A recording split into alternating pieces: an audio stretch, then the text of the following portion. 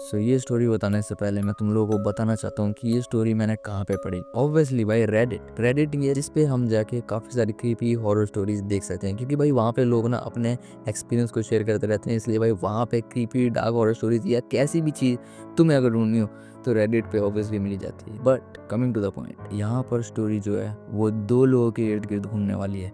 But यहाँ पर एक तीसरा इंसान भी है, और ये कौन है वो तुम्हें स्टोरी के एंड में जाके पता चलेगा। तो यहाँ पे जो 2 स्टोरी के मेन कैरेक्टर हैं वो है एक बेटा और उसकी माँ। तो जैसा कि अब तुम लोगों को पता चल चुका है, बेटा और माँ है तो भाई अपने घर में नॉर्मल सी जिंदगी जी रहे होंगे। अब बाप के बारे में यहाँ पे बात नहीं की गई है, तो मैं ये नहीं बोलूँगी भाई बाप मर गया है, मुझे नहीं पता भाई, क्या पता ऑफिस में हो।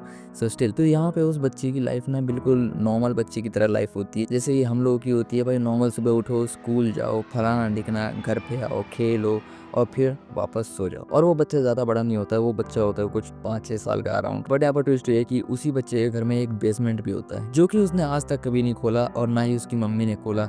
बट उसकी मम्मी हमेशा उससे कहती है कि उस बेसमेंट में कभी मत जाना। अब ये रीज़न उसने नहीं बताया क्यों, और बच्चा पूछता भी नहीं, क्योंकि ऑब्वियसली बच्चा छोटा है तो क्यों ही पूछेगा, उसको कोई मतलब नहीं। उसको खाने के लिए चीज़ें मिल जाती है, लॉलीपॉप, फलाना ढिकना। जैसे जैसे वो धीरे धीरे बड़ा होने लग जाता है ना, उसके बेसमेंट से कुछ इस तरह की आवाज़ आने लग जाती है। अब तुम लोग बोलोगे कि भाई ये तो पपी है, ऑब्वियसली पपी की आवाज़ आ रही तो पपी की बताऊंगा ना। तो क्योंकि उस बच्चे की मम्मी ने बोल रखा है कि बेसमेंट में नहीं जाना, तो वो अपनी मम्मी से डायरेक्ट पूछ लेता है कि मम्मी ये बेसमेंट में पप्पी की आवाज़ क्यों आ रही है, मतलब क्या आपने कुछ छुपा के रखा है उसमें। तो उसकी मम्मी बोलती है भाई नहीं, उसके अंदर जाने की कोशिश बिल्कुल भी मत करना, और ना ही उसके अंदर कुछ है, ये तेरा वहम है। ऑब्वियसली अब बच्चा क्या ही करेगा, जब उसकी मम्मी ने बोल दिया तो ऑब्वियसली वो कुछ नहीं कर सकता, तो इसलिए बच्चा अपने नॉर्मल काम धाम में लग जाता है। बट ऐसे ही एक दिन वो स्कूल से घर आ रहा होता है और उसकी मम्मी का ध्यान नहीं होता है उस पर। तभी ना उसके बेसमेंट से बहुत तेज की पप्पी की आवाज़ आने लग जाती है, जैसे उस पप्पी को कोई मार रहा हो पूरी तरीके से। तो अब भाई वो ऑब्वियसली बच्चा ही है तो वो बात तो मानेगा नहीं, हम सारे शरारती होते हैं बच्चे मोस्टली। तो इसलिए भाई वो बच्चों वाली हरकत में क्या करता है, अपना बेसमेंट जाके खोल देता है। और जैसे ही वो बेसमेंट खोलता है, उसका बेसमेंट इतना ज्यादा डार्क होता है जैसे कि तुम्हारा फ्यूचर।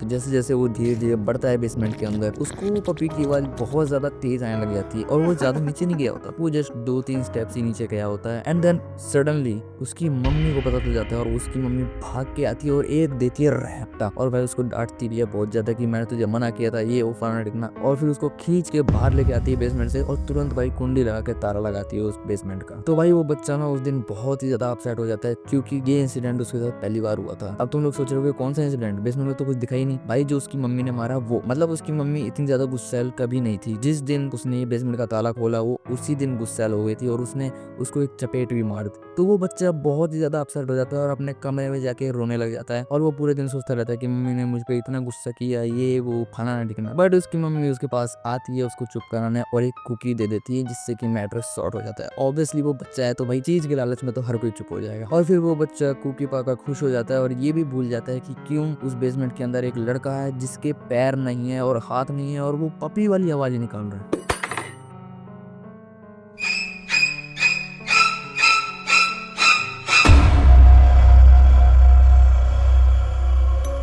ओके, सो कैसी लगी तुम्हें ये वीडियो? अगर पसंद आई तो ऑब्वियसली तुम लाइक तो करोगी, सब्सक्राइब कर देना चैनल को अगर न्यू हो तो। मैं मिलूंगा तुमसे एक ऐसी नई स्टोरी के साथ। तो अगर तुम्हारे पास कोई और स्टोरी है मुझे सुनाने के लिए, या अगर तुम चाहते हो कि मैं तुम्हारी कोई स्टोरी सुनाऊं क्रीपी या हॉन्टेड, तो मुझे कमेंट में लिख के बता सकते हो, या फिर मैंने इंस्टाग्राम का लिंक बायो में दे रखा है, वहाँ पे जाकर मुझे डीएम करके बता सकते हो। ऐसी स्टोरी सुनाना मुझे थोड़ा बहुत पसंद आएगा, ज़्यादा ही पसंद आएगा एक्चुअली। मैं मिलूंगा तुमसे एक नई वीडियो के अंदर, तब तक के लिए बाय।